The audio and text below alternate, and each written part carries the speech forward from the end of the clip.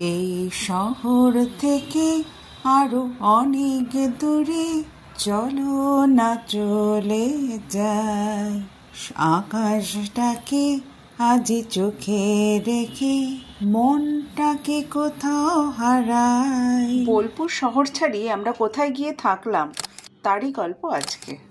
নমস্কার, আমি রঞ্জনা ডায়েরিতে আপনাদের স্বাগত। বোলপুর স্টেশন থেকে বেরিয়ে আমরা উঠে পড়েছি একটা টোটোতে। শহরের কোলাহল পেরিয়ে সাঁওতালি গ্রামের মধ্যে দিয়ে সবুজ প্রান্তরকে পাশে নিয়ে চলতে চলতে আমরা যাব সবুজের মুলুকে। হ্যাঁ, আন্দাজ করতে পেরেছেন আশা করি কোথায় যাব।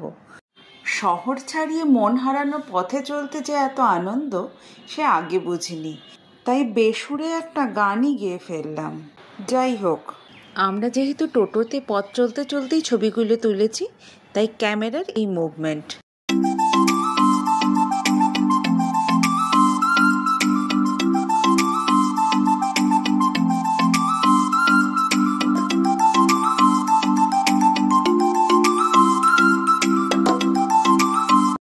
আদিবাসী গ্রামের কোল ঘেঁষে আদিগন্ত সবুজের মাঝে শান্ত নিরিবিলি পরিবেশে থাকার ঠিকানাতেই চলেছি আমরা।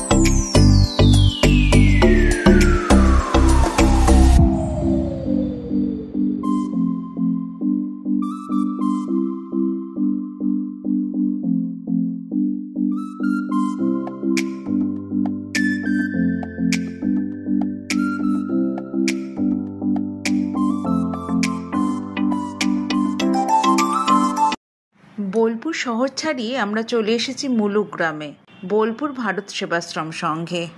সংঘের অতিথি নিবাসী আমাদের একদম অন্যরকমভাবে কাটানো ছুটির আস্তানা। সংঘের থাকার ব্যবস্থা কীরকম আর চেনা ছকের বাইরে গিয়ে কীভাবে আমরা ঘুরলাম শান্তিনিকেতন, তারই গল্প নিয়ে আসছি পরবর্তী পর্বে। আজকের গল্প এই পর্যন্তই। ভালো থাকবেন, সঙ্গে থাকবেন, টাটা।